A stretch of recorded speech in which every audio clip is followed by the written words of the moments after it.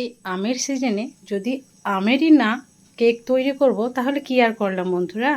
তো আজকের রেসিপি আম দিয়ে স্পঞ্জি নরম তুলতুলে কেক, যেটা খেতে হয়েছিল অসম্ভব মজার। আর এটা আম থাকতে থাকতে অবশ্যই একবার বানাবে, আশা করছি ভালো লাগবে। তো 100-র মধ্যে কিন্তু 100 পেয়েই যাবে সবার কাছে, সেটা আমি গ্যারান্টি সহকারে বলতে পারি। তো দেখেই বুঝতে পারছো কতটা পরিমাণ সফট হয়েছে এটা, একদম স্পঞ্জি নরম তুলতুলে তুলোর মতো। তো বন্ধুরা, এই রেসিপিটা বানানোর জন্য কি কি উপকরণ লাগছে সেটা প্রথমেই তোমাদের কাছে শেয়ার করি চলো। তো প্রথমেই লাগবে আম। তাই আমি দেখো একটা আম নিয়ে নিয়েছি, এটা হিমসাগর আম, যথেষ্ট কিন্তু মিষ্টি। তো আমটাকে আমি কেটে নেব দু সাইডে।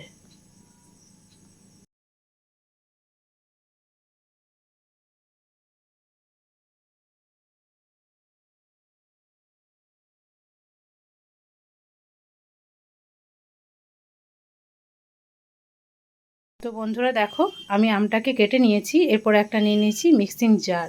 এই মিক্সিং জারের মধ্যেই আমটাকে নিয়ে নেবো আমি।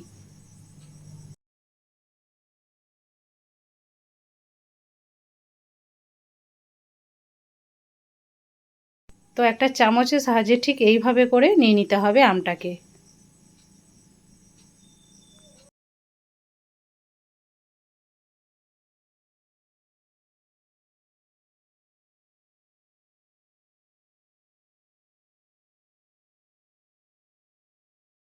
তো বন্ধুরা দেখো, আমটা আমি নিয়ে নিয়েছি। এরপর এখানে দিয়ে দেবো হাফ কাপের মতো চিনি। এখানে বেশি চিনি কিন্তু দেওয়ার প্রয়োজন নেই। এরপর ঢাকনাটা লাগিয়ে একটু ঘুরিয়ে নেব। তো খুব সুন্দর পেস্ট রেডি হয়েছে। এবার এই পেস্টটাকে আমি নিয়ে নেবো একটা মিক্সিং বোলের মধ্যে। তো দেখো ঠিক এইভাবে করে নিতে হবে।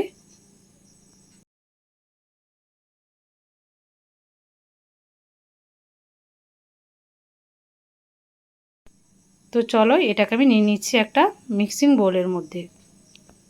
সবটুকুই নিয়ে নিতে হবে।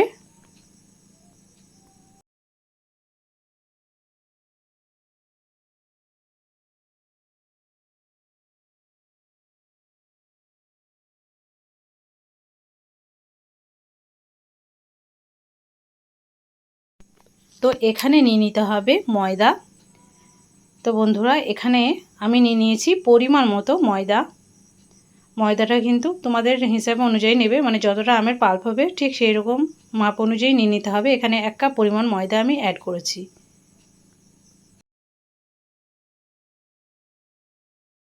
তো ময়দাটাকে আমি ভালোভাবে আমের পাল্পের সাথে খুব সুন্দরভাবে মিক্স করে নেব। তো এইভাবে করে মিক্স করে নিতে হবে।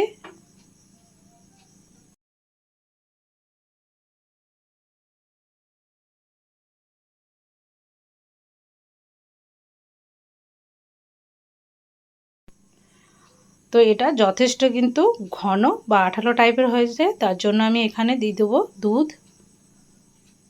দুধ দিয়ে এটাকে একটা ব্যাটারে পরিণত করে নেবো আমি। তাই খুব সুন্দরভাবে এটাকে আমি মেখে নেবো আবারও।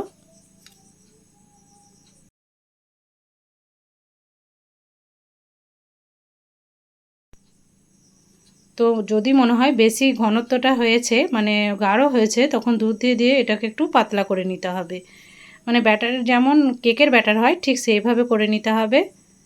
এখানে মানে গন্ধের জন্য দিয়েছি ভ্যানিলা এসেন্স 1 ঢাকনার মতো, মানে 1 চামচের মতো।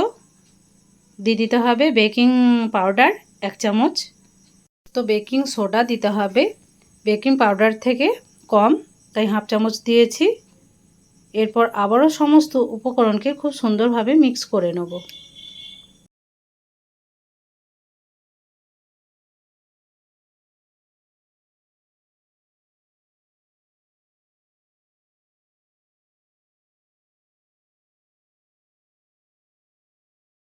যত সুন্দরভাবে এটাকে ফেটানো যাবে ততই কিন্তু স্পঞ্জি হবে কেকটা।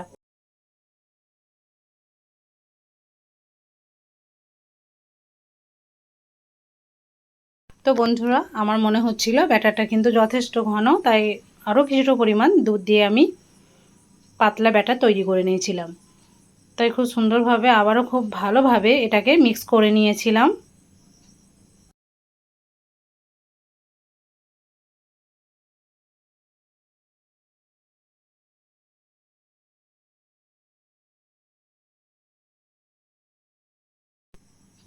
তো দেখো ব্যাটারটা কিন্তু এবার রেডি হয়ে গেছে। ঠিক ঘনত্বটা এইরকম হবে।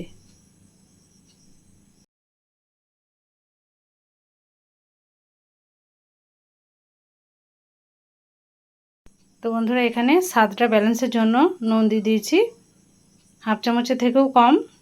তো নুনটাকেও ভালোভাবে এই ব্যাটারের মধ্যে মিক্স করে নিচ্ছি।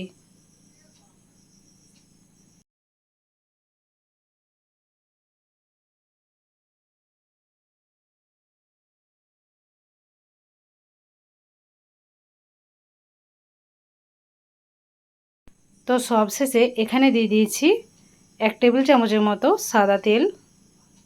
তো তেলটাকেও দেওয়ার পর আবারও সমস্ত উপকরণকে খুব সুন্দরভাবে ফেটিয়ে নিয়েছি।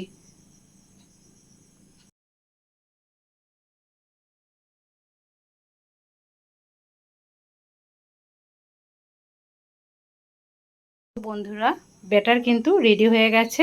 এরপর এটাকে আমি একটা মোল্ডে নিয়ে নেব। তাই দেখো আমি কেক মোল্ড নিয়ে নিয়েছি। এখানে তেল ব্রাশ করে দেবো। তেল ব্রাশ করার পর এখানে ময়দা দিয়ে ভালোভাবে কোট করে নিতে হবে। তো প্রথমেই তেলটাকে ভালোভাবে চারি সাইডে ছড়িয়ে নিচ্ছি। এরপর দিয়ে দেবো ময়দা।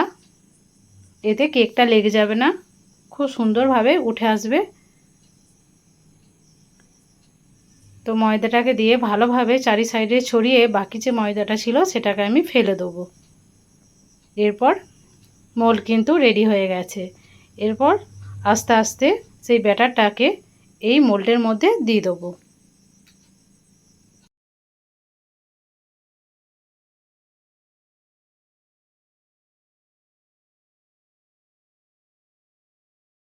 তো সম্পূর্ণ আমার দেওয়া হয়ে গেছে। এরপর এটাকে একটু ট্যাপ করে নিতে হবে যাতে এর মধ্যে কোনো বাবলস না থাকে। তো এটাকে আমি প্রেসার কুকারে রেডি করব। তার জন্য দেখো প্রেসার কুকারের ভিতরে আমি একটা দিয়ে দেবো ছোট্ট প্লেট। এটা স্ট্যান্ডের কাজ করবে। এরপর আস্তে আস্তে এই মোলটাকে আমি দিয়ে দেবো, মানে কেকের মোলটাকে। তো হালকা হাতে দিয়ে দিতে হবে। এটাকে ঠান্ডা অবস্থায় দেওয়াই ভালো, যেহেতু প্রেসার কুকারটা ছোট।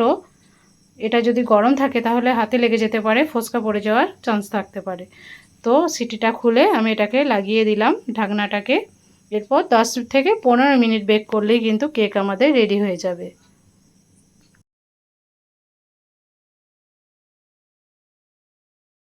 তো বন্ধুরা 10 মিনিট পর তোমাদেরকে খুলে দেখাই চলো। কেক কিন্তু আমার প্রায় রেডি হয়ে গেছে, দেখে মানে আমি বুঝতে যেটা পারছি। তো কতটা পরিমাণ ফুলেছে দেখো। এরপর একটা কাঠি দিয়ে আমি চেক করে নেব। তো দেখো আমি এটাকে চেক করে নিচ্ছি।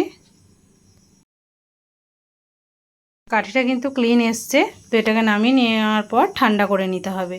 তো বন্ধুরা নামিয়ে নিয়েছি। এরপরে একটু ঠান্ডা হলেই এটাকে মোল্ড আউট করে নেব। দেখো কতটা পরিমাণ স্পঞ্জি হয়েছে কেকটা।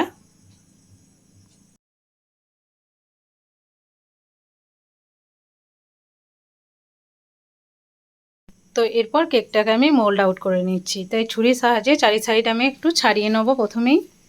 তারপরে একটা প্লেট দিয়ে খুব সুন্দরভাবে এটাকে মোল্ড আউট করে নেব। তো বন্ধুরা দেখো একটু ট্যাপ করে দিলেই খুব সুন্দরভাবে এটা মোল্ড আউট হয়ে যাবে। আর কতটা পরিমাণ স্পঞ্জি নরম তুলতুলে হয়েছে সেটা দেখো। তো এটা এবার কেটে নেওয়ার পালা।